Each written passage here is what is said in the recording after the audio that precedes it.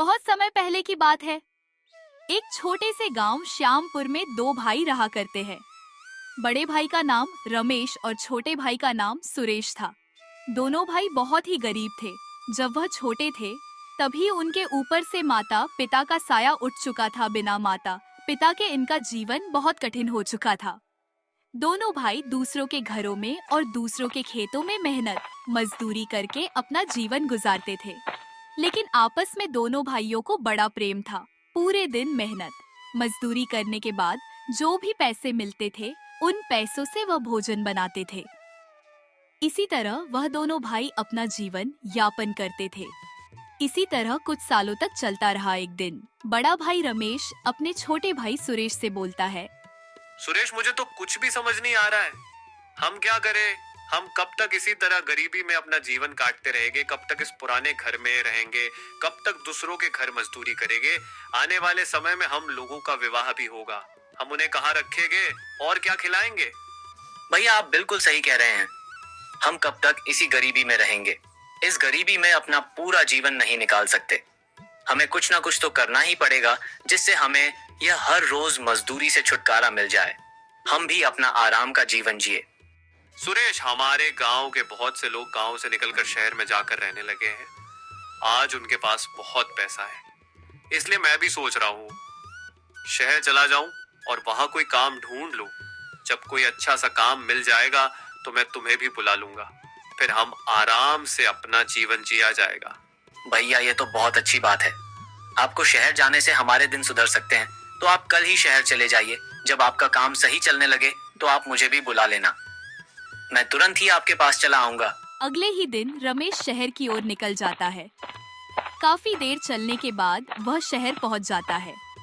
शहर पहुंचने के बाद वह कई जगह काम की तलाश करता है। फिर उसे एक जगह काम मिल जाता है। उसके बाद रमेश धीरे धीरे धनवान बनता चला गया और कुछ ही दिनों में वह अपना भी कारोबार शुरू कर देता है, जिससे वह बहुत मालदार हो जाता है। रमेश एक बहुत बड़ा बंगला खरीद लेता है और एक महिला से अपना विवाह भी कर लेता है। वहीं दूसरी तरफ उसका छोटा भाई सुरेश अभी भी दूसरों के खेतों में मेहनत मजदूरी कर कर अपना जीवन व्यतीत कर रहा था। सुरेश रोज अपने बड़े भाई के बारे सोचता था। अब तक तो भैया बहुत बड़े सेठ बन गए होंगे, लेकिन इतने दिन हो गए लेकिन उन्होंने मुझे बुलाए नहीं। सुरेश बेचारा अपने भाई का राह देख रहा था। उसका बड़ा भाई उसे बुलाने आएगा, लेकिन उसके भाई का ना ही कोई बुलावा आता है, ना ही वह खुद आता है। इसी तरह 6 महीने बीत जाते हैं। सुरेश का भाई रमेश अपने बड़े भाई के बारे में सोचते सोचते अपने गांव के आदमी के पास जाता है, जो शहर से आया हुआ था।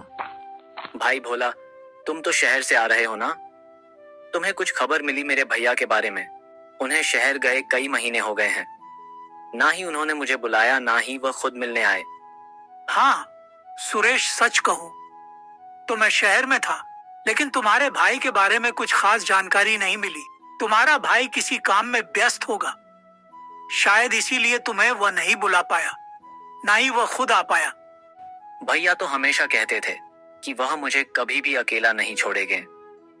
ऐसा क्या हो गया जो अभी तक वह मुझसे मिलने नहीं आए? सुरेश, कभी ऐसा हालात हो जाता है कि शहर जाने के बाद कुछ भी याद नहीं आता। बहुत लोग शहर में जाकर अपनों को भी भूल जाते हैं। अगर तुम्हारा भाई तुम्हें अपना समझता है तो जरूर तुम्हारे पास मिलने आएगा। तुम धैर्य रखो सिर्फ। भोला भैया, मुझे तो लगता है कि सुरेश भैया मुझे भूल गए हैं। नहीं तो अब तक तो उन्हें आ जाना चाहिए था। मैं तो कब से सुरेश भैया का इंतजार कर रहा होता, एक बार वो आ जाए और फिर मुझे भी शहर ले चले। सुरेश फिर वहाँ से अपने घर की ओर आने लगता है। अपने घर पहुंचकर सुरेश अपने भैया के बारे में मन ही मन सोचने लगता है। भैया को गए 6 महीने हो गए, अब तक उन्होंने मुझे याद नहीं किया। शायद भैया मुझे भूल गए होंगे, लेकिन भैया तो कहकर गए थे मैं जाने के बाद तुम्हें भी बुलाऊंगा, लेकिन अब तक उन्होंने मुझे बुलाया क्यों नहीं? इसी तरह 1 साल बीत जाते हैं। सुरेश अपने भैया के बारे में सोचते सोचते सुरेश दूसरों के खेतों में काम कर कर अपना जीवन काट रहा था। एक दिन एक बूढ़ा आदमी सुरेश के पास आता है। वह सुरेश से बोलते हैं, सुरेश, कैसे हो? तुम्हारे भैया का कोई आता पता चला या नहीं? बाबा, भैया को गए अभी तक 1 साल हो गया, ना ही वह आए ना ही वह मुझे बुलाने आए। सुरेश, तुम अब अपना शादी कर लो। कब तक तुम कुंवारा रहोगे? तुम्हारी उम्र बीतती जा रही है। बाबा, मैं तो अभी किसी तरह अपना जीवन ही किसी दूसरों के खेतों में काम कर कर व्यतीत कर रहा हूँ। मैं उतना पैसा नहीं कमा पाता हूँ। मैं अपनी पत्नी का ख्याल कैसे रख पाऊंगा? सुरेश, तुम उसकी चिंता मत करो। एक बार तुम्हारी शादी हो जाएगी तो सब सुधर जाएगा। हो सकता है तुम्हारी होने वाली पत्नी भाग्यशाली हो। शादी के बाद तुम्हारा जीवन संभल जाएगा। सुरेश फिर उस बूढ़े आदमी की बात मान लेता है और एक खूबसूरत सी लड़की देखकर अपना विवाह कर लेता है। सुरेश को शादी के बाद और ज्यादा जिम्मेदारी सुरेश पर आ जाती है। वह और मेहनत मजदूरी कर कर अपनी पत्नी का देखभाल करने लगता है। इसी तरह दिन गुजर रहे थे। सुरेश का शादी को 1 साल बीत चुके थे। उसकी पत्नी अब गर्भवती हो चुकी थी। एक दिन सुरेश खेत में से काम कर कर आया तो उसकी पत्नी सुरेश को खुशखबरी देती है। अजी, आपको पता है मैं गर्भवती हूँ। कुछ ही दिनों बाद हमारे घर में एक नन्ही सी जान आने वाली है। सीमा, यह तो बहुत अच्छी बात है। हमारे घर में एक नन्ही सी जान आने वाली है। पर सीमा। अजी, क्या हुआ? आप चुप क्यों हो गए? बोलिए, क्या बात है? सीमा, मैं सोच रहा हूँ कि बड़ी मुश्किल से मैं घर चला पाता हूँ। बच्चा हो जाने के बाद मेरे ऊपर और भी जिम्मेदारी आ जाएगी। मैं बहुत मुश्किल से किसी तरह अपना और तुम्हारा गुजारा कर पाता हूँ। ऐसे में मैं अपने होने वाले बच्चे का ख्याल कैसे रखूंगा? अजी, आप उसकी चिंता मत कीजिए। हमारा होने वाला संतान बहुत भाग्यशाली होगा, जिसके आने से हमारी सारी परेशानियां खत्म हो जाएगी। सीमा, तुम्हारी यह बातें सच हो। हमारा होने वाला संतान भाग्यशाली हो। केवल कुछ ही दिनों में सीमा के गर्भ से एक खूबसूरत सा बेटा जन्म लेता है, जिसका नाम सुरेश श्याम रखता है। सुरेश के ऊपर अब उसके बेटे की भी जिम्मेदारी आ चुकी थी। सुरेश अब हर रोज दूसरों के खेतों में मेहनत मजदूरी करता और किसी तरह 2 वक्त की रोटी कमा पाता।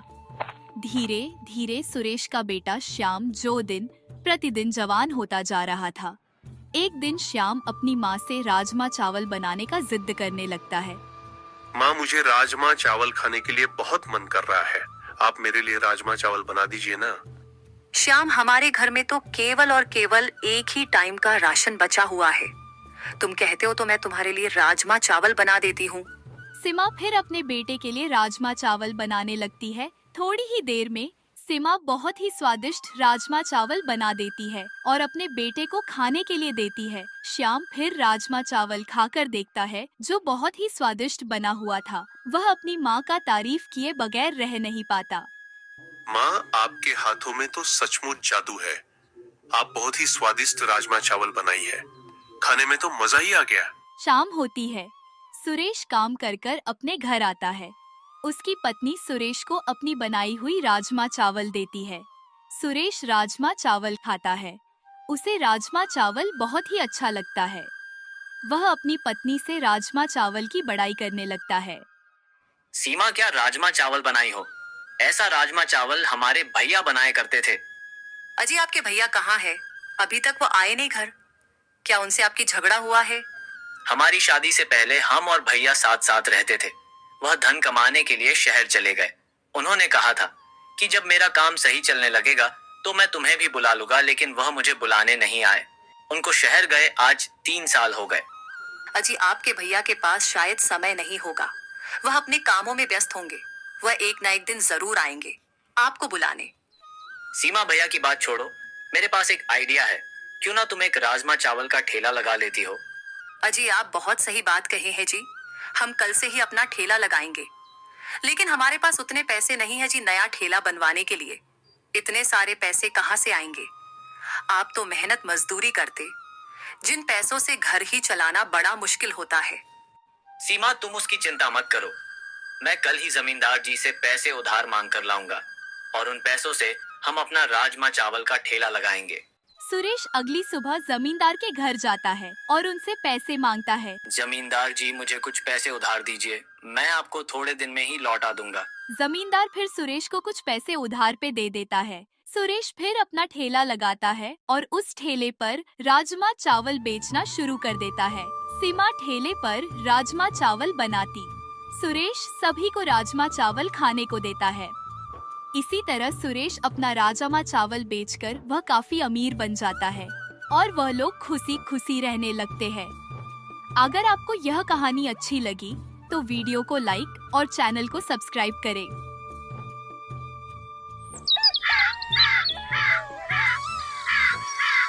रामपुर गांव में विजय नाम का एक गरीब किसान अपनी पत्नी के साथ रहता था। विजय जो बहुत ही गरीब था, उसके पास थोड़ी सी जमीन थी जिस पर वह खेती किया करता था। इसी तरह दिन गुजर रहे थे। एक दिन विजय की पत्नी विजय से बोलती है, अजी, दिन भर आप खेती में लगे रहते हैं, हमारे पास जमीन भी कम है, क्यों न जमींदार से कुछ और खेत ले लें ताकि और कमाई हो सके। अरे भाग्यवान, तुम्हारी इसी लालच की वजह से मैं एक दिन बुरी तरह फंसूंगा। तुम्हें तो पता ही है जमींदार कितना दुष्ट आदमी है। अजी, आप केवल धन की चिंता कीजिए, जमींदार से हमें क्या लेना देना, हमें तो जमीन का आधा हिस्सा से लाभ चाहिए। अच्छा ठीक है भाग्यवान, मैं कल ही जाकर जमींदार से जमीन मांगूंगा। शाम होती है। विजय और उसकी पत्नी सीमा भोजन कर कर सो जाते हैं। अगली सुबह विजय सीमा से बोलता है, अरे भाग्यवान, अब मैं जा रहा हूँ, तुम अपना ख्याल रखना। विजय फिर जमीन मांगने जमींदार के घर की ओर जाने लगता है। तभी उसे रास्ते में गांव का पंडित जी मिलते हैं, जो विजय से बोलते हैं, विजय कहाँ जा रहे हो? पंडित जी, मैं अपनी पत्नी के कहने पर जमींदार के पास जा रहा हूँ। विजय, आखिर क्या काम है? तुम क्यों जमींदार के पास जा रहे हो? पंडित जी, मैं अपनी पत्नी के कहने पर जमींदार के पास जा रहा हूँ। विजय, आखिर क्या काम है? तुम क्यों जमींदार के पास जा रहे हो? पंडित जी, मेरी पत्नी मुझसे ज्यादा मुनाफे के लिए जमींदार से और ज्यादा खेती की जमीन लेकर खेती करने के लिए कह रही है, ताकि हम लोग और मुनाफा कमा सके। विजय, तुम्हारी पत्नी बहुत लालची है। पंडित जी, मेरी पत्नी को क्या पता कि मैं खेती कैसे करता हूँ, वह मेरा दर्द क्या जाने। विजय, तुम सही बोल रहे हो, तुम्हारा दर्द तुम्हारी पत्नी क्या जाने। पंडित जी, अब मैं जा रहा हूँ, मुझे वापस घर भी आना है। विजय, चलो ठीक है, तुम जाओ। विजय फिर आगे बढ़ता है और वह जमींदार के घर पहुंचता है। जमींदार जी, मेरा नाम विजय है, मैं आपकी कुछ थोड़ी सी जमीन पर खेती करता हूँ, मुझे और भी जमीन चाहिए खेती करने के लिए। विजय, मैं तुम्हें जमीन एक शर्त पर दूंगा, तुम्हें मेरा एक काम करना होगा। जमींदार जी, क्या काम बोलिए, मैं आपका कोई भी काम कर दूंगा। विजय, दूसरे गांव में मेरा दोस्त है, तुम्हें उसे एक हीरो की भरी पोटली उसे देना होगा। मैं तुम पर बहुत भरोसा करता हूँ, इसीलिए मैं तुम्हें यह काम दे रहा हूँ। जमींदार जी, ठीक है, मैं कल ही आपका काम कर दूंगा। जमींदार फिर हीरो की भरी पोटली विजय को देता है। विजय फिर वापस अपने घर आता है और अपनी पत्नी से पूरी बात बताता है। क्या जमींदार जी ने जमीन देने की बात कही? भाग्यवान, जमींदार जी हमें जमीन खेती करने के लिए दे रहे हैं, मगर उसके बदले मुझे उनका काम करना होगा। यह हीरे से भरी पोटली मुझे उनके बगल के मित्र को पहुंचानी है, तभी वह मुझे खेती करने के लिए जमीन देंगे। ठीक है, अब आप सो जाइए, आपको कल सुबह ही जमींदार के मित्र के घर जाना है। अगली सुबह विजय हीरो की भरी पोटली लेकर जमींदार के मित्र हरिया के घर जाने लगता है। विजय, जो बहुत ज्यादा दूरी तय करके जमींदार के घर पहुंचता है। जमींदार का मित्र हरिया विजय का इंतजार कर रहा था।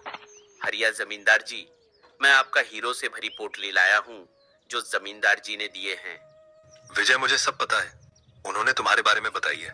तुम बहुत ईमानदार आदमी हो, तुम्हारे जैसा ईमानदार आदमी ढूंढने पर भी नहीं मिलेगा। यह लीजिए अपना हीरो की भरी पोटली। ठीक है विजय, लाओ दो। विजय किसान जो हीरो की भरी पोटली हरिया को देता है। हरिया जमींदार जी, अब मैं चलता हूँ, मुझे अभी जमींदार के पास भी जानी है, उनसे खेती करने के लिए जमीन भी तो लेनी है। विजय, अच्छा ठीक है, अब तुम जाओ। विजय फिर शाम होते होते जमींदार के घर आता है और जमींदार से बोलता है, जमींदार जी, मैं आपका कहे मुताबिक हीरो की भरी पोटली आपके मित्र के पास पहुंचाया हूँ। विजय, बहुत अच्छा, मैं अपना कहा हुआ वादा पूरा करता हूँ। मैं तुम्हें 2 एकड़ जमीन दे रहा हूँ जिस पर तुम खेती करना। सुबह होती है। अगली सुबह विजय अपनी पत्नी से बोलता है, अरे भाग्यवान, तुम्हें पता है जमींदार जी हमें 2 एकड़ जमीन दिए हैं खेती करने के लिए। अजी क्या सचमुच? जमींदार जी आपको खेती करने के लिए जमीन दे दिए हैं? जमींदार जी हमें जो खेत दिए हैं खेती करने के लिए, हम उसमें क्या खेती करें? अजी मैं तो कह रही हूँ आप उसमें बैंगन की खेती करिए। बाजार में बैंगन की सब्जी की बहुत भाव है। ठीक है भाग्यवान, मैं बाजार से बैगन के पौधे लाकर लगा दूंगा। विजय फिर बाजार से बैंगन के पौधे खरीदने निकल जाता है। वह अपने बाजार के सब्जी मंडी में जाता है जहाँ बैंगन के पौधे बिक रहे थे। अरे विजय भाई, बहुत दिन बाद सब्जी मंडी में दिख रहे हो, कहो कैसे आना हुआ? अरे मंगरू भाई, मैं जमींदार से कुछ जमीन लेकर उसमें बैगन के पौधे लगाने वाला हूँ, इसीलिए मैं सब्जी मंडी में बैगन के पौधे खरीदने आया हूँ। विजय भाई, मैं अभी तुम्हें बैंगन का पौधे देता हूँ। विजय का मित्र मंगरू फिर विजय को बैंगन के पौधे देता है, जिसे लेकर विजय अपने घर आता है। विजय फिर अगली सुबह खेतों में बैंगनों के पौधे लगा देता है। इसी तरह दिन गुजर रहे थे। कुछ ही महीनों बाद विजय की बैंगन की फसल तैयार हो जाती है। अरे सुनती हो भाग्यवान, हमारे खेत में बैंगन की फसल हो चुकी है। मैं जा रहा हूँ सभी बैंगनों को सब्जी मंडी में बेचने। अजी आप ठीक बोल रहे हैं जी। आप जाइए और सभी बैंगनों को सब्जी मंडी में बेच आइए। विजय फिर अपना ठेला लेकर बैंगन की फसल को तोड़ने के लिए निकल जाता है। वह सभी बैंगनों को तोड़कर उसे ठेले पर रखकर सब्जी मंडी में बेचने लगता है। अरे विजय भाई, जरा मुझे 1 किलो बैंगन देना। अभी देता हूँ। विजय फिर 1 किलो बैंगन तौलकर उस औरत को देता है। शाम होते होते विजय अपना सारे बैंगन बेचकर अपने घर आता है। अरे भाग्यवान, मैं सभी बैंगनों को बेच दिया हूँ। मैं कल ही जमींदार को फसल का आधा पैसा दे आऊंगा। अगली सुबह विजय जमींदार के घर पहुंचता है और फसल का आधा हिस्से का मुनाफा जमींदार को देता है। सेठ जी, यह लीजिए फसल का आधा हिस्से का मुनाफा।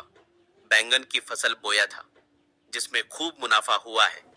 विजय फिर वापस अपने घर आता है और अपनी पत्नी के साथ इसी तरह खेती कर कर खुशी खुशी रहने लगता है। अगर आपको यह कहानी अच्छी लगी तो वीडियो को लाइक और चैनल को सब्सक्राइब जरूर करें। मदनपुर गांव में हरिया किसान अपनी पत्नी कुसुम के साथ रहता था। उन दोनों का एक बेटा था जिसका नाम मोहन था। मोहन बड़े से शहर में MBA करके एक बड़े से ऑफिस में काम करता। वहीं मोहन के पिता हरिया जो खेत में काम किया करते थे। एक दिन हरिया किसान अपने खेतों में से काम कर कर वह अपने घर आ रहा था। तभी उसे रास्ते में एक गांव का आदमी मिल जाता है जो हरिया किसान से बोलता है। अरे हरिया भाई, तुम्हारे बेटे का क्या हुआ? उसकी पढ़ाई अभी तक पूरी नहीं हुई, क्या अभी तक वह घर नहीं आया? अरे नहीं भाई रामू, ऐसी बात नहीं है। मेरा बेटा मोहन शहर में पढ़ाई पूरी कर कर अब वह किसी बड़े ऑफिस में नौकरी कर रहा है। हरिया भाई, तुम्हारी मेहनत रंग लाई। तुम्हारा बेटा मोहन पढ़ लिख कर किसी अच्छे ऑफिस में काम कर रहा है।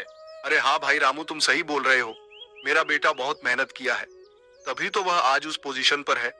हरिया भाई, एक मेरा बेटा है बिरजू, जो दिन भर इधर उधर घूमता रहता।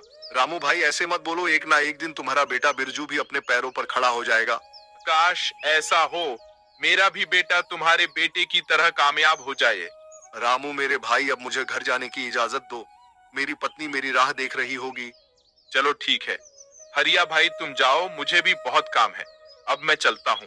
हरिया किसान फिर कुदार लेकर अपने घर आता है। आते ही उसकी पत्नी कुसुम हरिया से बोलती है, अजी आप आ गए, मैं अभी आपके लिए खाना लगा दे रही हूँ। अरे भाग्यवान, आज मुझे रामू मिला था जो हमारे बेटे की बहुत बड़ाइयाँ कर रहा था।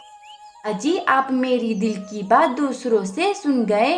मेरा बेटा बहुत मेहनत किया है, तब जाके उसका शहर में एक बड़े से ऑफिस में नौकरी लगा है।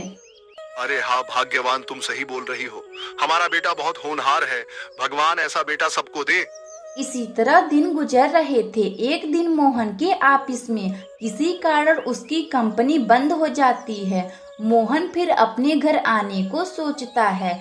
यह बात किसी तरह उसके पिता को पता चलती है। वह अपने घर आते हैं और अपनी पत्नी कुसुम से बोलते हैं, अरे सुनती हो भाग्यवान, हमारा बेटा अब घर आ रहा है। अजी आप क्या सच बोल रहे हैं? अपना बेटा मोहन घर आ रहा है? हाँ भाग्यवान, अपना मोहन शहर से अपने घर को आ रहा है। उसकी कंपनी अब बंद हो चुकी है। अजी अब क्या होगा? अब हम लोगों का घर कैसे चलेगा? आप तो खेती करते हैं, सिर्फ खेतों से घर चलाना बहुत ही मुश्किल होगा जी। अरे भाग्यवान, अपना बेटा अब इधर ही कुछ काम कर कर हम लोगों का ख्याल किया करेगा।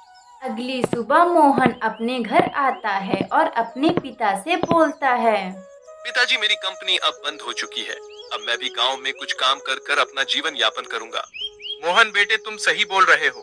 तुम इधर ही कोई कंपनी खोजकर नौकरी करो। पिताजी मैं कल ही नौकरी खोजने जाऊंगा। अगली सुबह मोहन एक नौकरी खोजने एक कंपनी में जाता है। जाते ही वह मैनेजर से बोलता है, हेलो सर, मेरा नाम मोहन है। मैं शहर से MBA किया हूँ। आपकी कंपनी में कोई भी काम हो तो मुझे दे दे। मोहन, हमारे इस कंपनी में कोई भी सीट खाली नहीं है। सीट पहले से ही भरी पड़ी है। मैं तुम्हें काम पर नहीं रख सकता। सर मैं कोई भी काम कर लूंगा। मेरे घर पैसे की बहुत जरूरत है। मोहन, मुझे माफ कर दो, मैं दूसरों को निकालकर तुम्हें काम पर नहीं रख सकता। अब तुम जा सकते हो। मोहन फिर उदास होकर दूसरे कंपनी में जाता है। जाते ही वह मैनेजर से पूछता है नौकरी के बारे में। सर मेरा नाम मोहन है। मुझे काम की बहुत आवश्यकता है। आपकी कंपनी में कोई काम हो तो मुझे दे। मोहन, मेरे कंपनी में कोई भी सीट खाली नहीं है। मैं तुम्हें काम पर नहीं रख सकता।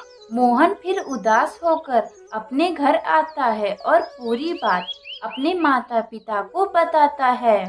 पिताजी मैं आज बहुत से कंपनियों में नौकरी खोजने गया था, लेकिन मुझे कोई भी नौकरी देने के लिए तैयार नहीं हो रहा है।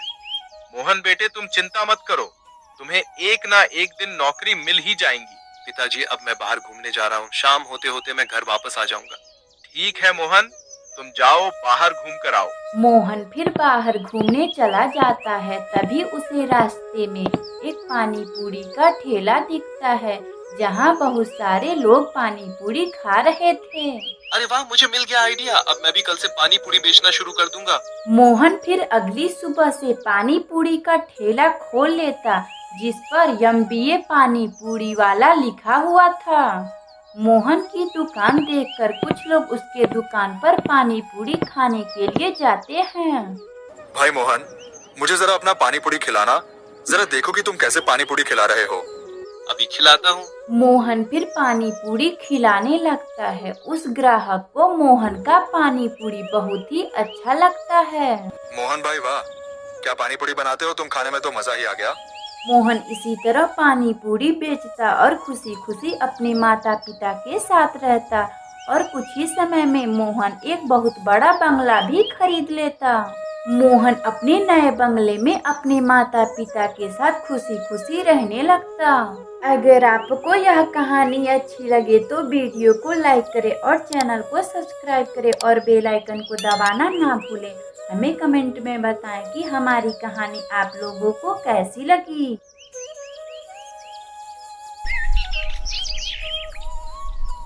रत्नापुर गांव में एक ईमानदार सेठ रहता था, जिसका नाम सुखिया था। उसके घर पर एक नौकर काम किया करता था, जिसका नाम हरिया था। सुखिया सेठ खाने पीने का बड़ा शौकीन था। वह तरह तरह का व्यंजन खाया करता था। अरे ओ हरिया, चलो आज हम बाहर घूमने चलते हैं। ठीक है मालिक, चलिए हम चलते हैं। सुखिया सेठ अपने नौकर के साथ बाहर घूमने चला जाता है। तभी उन्हें रास्ते में एक गांव का नागरिक मिलता है, जो सेठ सुखिया से बोलता है, सेठ जी आज मेरे घर में दावत है। मैं चाहता हूँ कि आप चलिए मेरे घर दावत खाने। अरे हाँ हाँ, क्यों नहीं, मैं अभी चलता हूँ। सेठ सुखिया फिर उस आदमी के घर दावत खाने चला जाता है, जो बहुत से भोजन बनवाया हुआ था। सेठ जी अब आप खाना शुरू कीजिए और खाकर बताइए कि ये कैसा बना है। अरे हाँ, क्यों नहीं, मैं अभी खाकर बताता हूँ। सेठ सुखिया खाने का निवाला अपने पेट में डालता है। उसे दावत का खाना बहुत ही अच्छा लगता है। भाई वाह, दावत खाने में तो मजा ही आ गया। अरे वाह, क्या दावत है, इसे खाने में तो मजा ही आ गया। सेठ सुखिया दावत खाकर चला जाता है और अपने घर आकर अपने नौकर से बोलता है, हरिया वाह, उस आदमी के घर का दावत खाने में तो मजा ही आ गया। सेठ जी, क्या सचमुच आपको दावत अच्छा लगा? अरे हाँ हरिया, मुझे दावत बहुत अच्छा लगा। काश कभी ऐसा दावत मुझे फिर मिले खाने को। हरिया फिर सेठ के घर से काम कर कर अपने घर आता है, अपनी पत्नी से बोलता है। अरे सुनती हो, एक बात बोलूं? अजी क्या बात है, जो भी बोलना है बोलिए, इसमें पूछने की क्या बात है। सेठ जी को दावत खाना बहुत अच्छा लगता है, क्यों ना हम उन्हें दावत पर बुलाए? अजी आप सही बोल रहे हैं, हमें सेठ जी को दावत पर बुलाना चाहिए, उनके वजह से हम लोगों का घर चलता है। अगली सुबह हरिया काम करने सेठ के घर जाता है और उनसे बोलता है। सेठ जी, मेरी पत्नी बहुत अच्छा खाना बनाती है, आप मेरे घर शाम को दावत पर आइए। अच्छा ठीक है हरिया, मैं जरूर आऊंगा। शाम होती है, शाम को सेठ सुखिया दावत खाने अपने नौकर के घर जाते हैं। हरिया खाने में बहुत ही अच्छा अच्छा पकवान बनवाया हुआ था। सेठ जी खाना शुरू कीजिए, यह सभी भोजन मेरी पत्नी ने बनाया है। सेठ सुखिया अपने नौकर के घर भोजन करने लगता है, उसे उसकी पत्नी की बनाई हुई भोजन बहुत ही अच्छा लगता है। हरिया, क्या स्वादिष्ट भोजन बनाती है तुम्हारी पत्नी, इसे खाने में बहुत अच्छा लगा। अरे इसके सामने तो बड़े बड़े होटल भी फेल है। हरिया की पत्नी, मैं तुमसे एक बात बोलूं? सेठ जी हाँ बोलिए, कैसी बात बोलना चाह रहे हैं आप? हरिया की पत्नी, मैं चाहता हूँ कि तुम मेरे घर खाना बनाओ, जिसकी सुगंध से मैं ज्यादा भोजन कर पाऊंगा। सेठ जी हाँ क्यों नहीं, मैं खाना बनाने के लिए तैयार हूँ, मैं कल से खाना बनाने के लिए आया करूँगी। अगली सुबह से हरिया की पत्नी गौरी सेठ सुखिया के घर खाना बनाने जाया करती है। हरिया की पत्नी रसोई घर में खाना बनाती और सेठ सुखिया उसी रसोई घर में खाया करता। गौरी जो भी खाना बनाती वह उसे अपने घर लेकर आती, जिसे वह दोनों पति पत्नी खाया करते। अरे भाग्यवान सेठ जी को तुम्हारी बनाई हुई भोजन कैसा लगा? अजी मेरा बनाया हुआ भोजन का सुगंध सेठ को बहुत ही अच्छा लगा, वह अंगुलियां ही चाटते रह गए। तो क्या सचमुच सेठ जी तुम्हारे बनाए हुए भोजन की सुगंध से सेठ जी ने भोजन किया? अजी हाँ सेठ जी, मेरे बनाए हुए भोजन की सुगंध से उन्होंने अपना भोजन किया। इसी तरह दिन गुजर रहे थे। हरिया की पत्नी गौरी प्रतिदिन सुखिया सेठ के घर खाना बनाने जाती और सेठ सुखिया जो गौरी की बनाई हुई भोजन की सुगंध से सेठ सुखिया अपना भोजन किया करता था। एक दिन की बात है, गौरी के मन में लालच आ जाती है, वह अपने पति हरिया से बोलती है। अजी हम लोग सेठ जी को खाने का सुगंध से भोजन करवाते हैं, उन्हें जरूर हमें कुछ भेंट के तौर पर देना चाहिए। भाग्यवान सेठ जी हमें खाने को तो भोजन दिया करते हैं, अब वह क्या दे सकते हैं? अजी आप सेठ जी के घर जाइए और उनसे पैसे मांग कर ले आइए। अरे भाग्यवान कैसे पैसे, मैं तो उनके घर कोई काम भी नहीं करता, केवल उनके साथ इधर उधर घुमा करता। अजी मुझे कुछ नहीं सुनना, आप जाइए और सेठ जी से पैसे मांग कर ले आइए। हरिया फिर सुखिया सेठ के यहाँ पैसे मांगने जाता है। हरिया क्या बात है, तुम जो इतने सुबह सुबह मेरे घर आ गए, बोलो क्या बात है? सेठ जी मेरी पत्नी मुझे बोली है आप जाइए और सेठ जी से भोजन के सुगंध का पैसा मांग कर लाइए। अरे ऐसी बात है, तुम रुको, मैं अभी आता हूँ।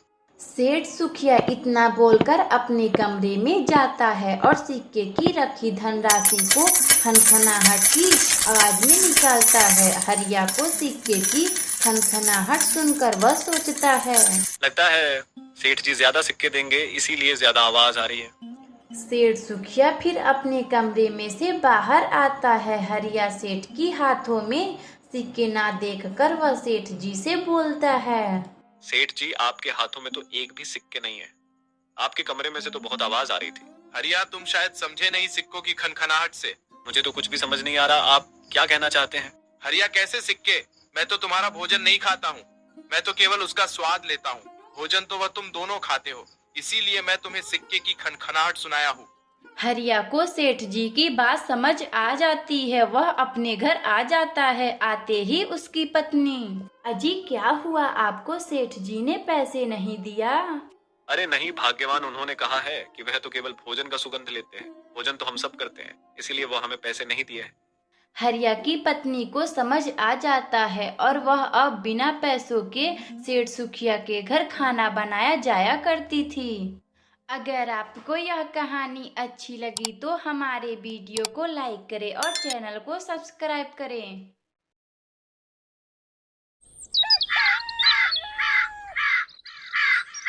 रामपुर गांव में एक पेटू सिंह नाम का एक आदमी रहता था। वह अपनी पत्नी गौरी के साथ रहता था। पेटू सिंह कुछ भी कामकाज नहीं जानता था। वह सिर्फ घर पर बैठकर खाता रहता। उसकी पत्नी जो सारा कामकाज करती। पेटू सिंह को कामकाज से दूर दूर तक कोई नाता नहीं था।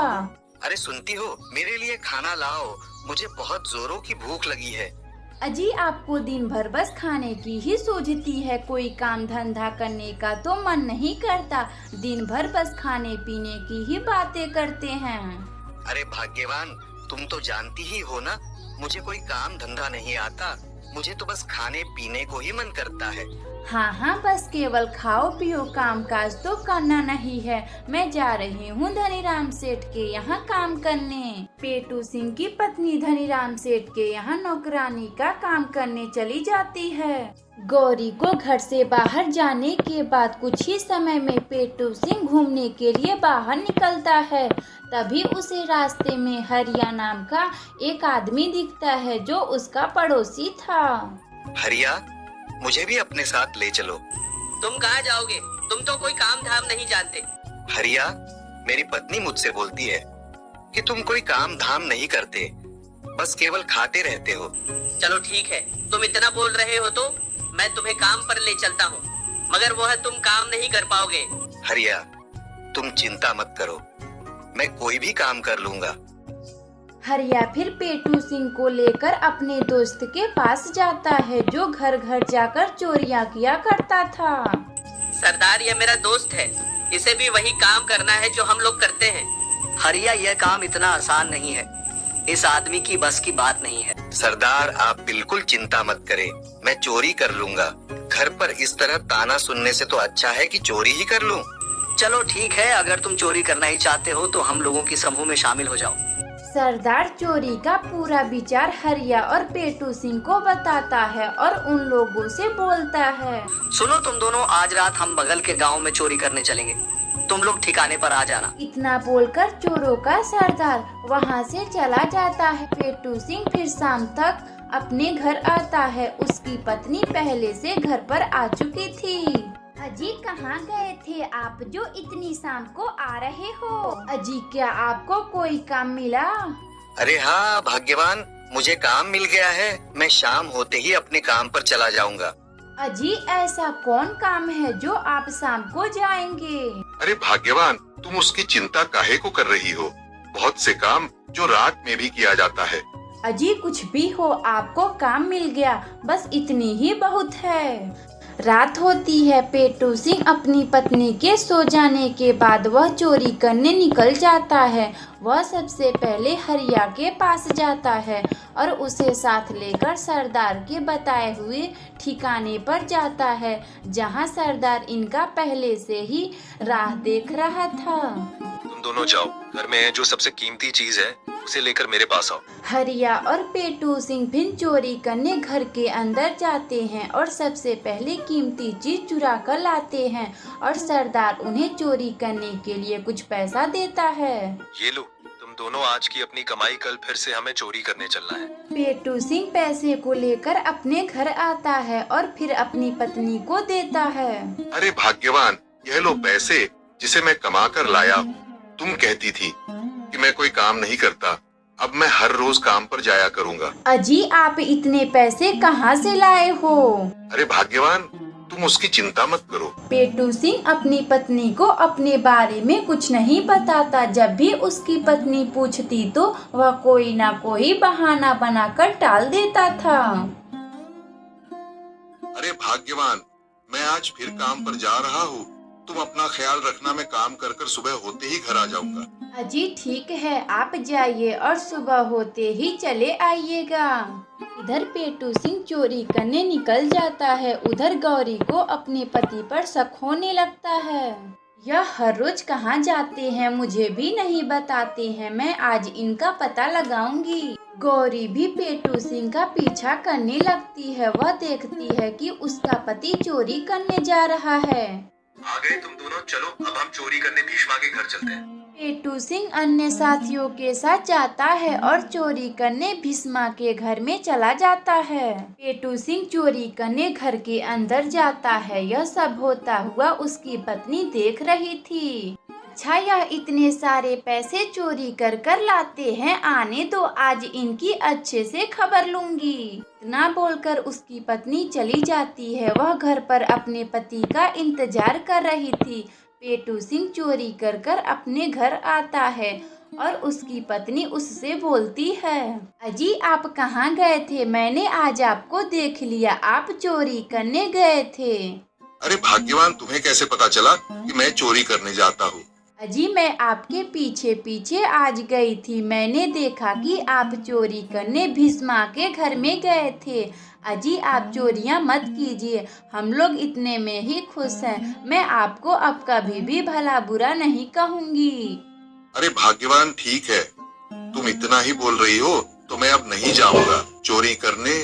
उस दिन से पेटू सिंह चोरी करने नहीं जाता है। दोनों पति पत्नी इसी तरह खुशी खुशी रहने लगते हैं। प्यारे दोस्तों, अगर आपको यह कहानी अच्छी लगे तो वीडियो को लाइक करें और चैनल को सब्सक्राइब करें और बेल आइकन को दबाना ना भूलें। हमें कमेंट बॉक्स में बताएं कि हमारी कहानी आप लोगों को कैसी लगी।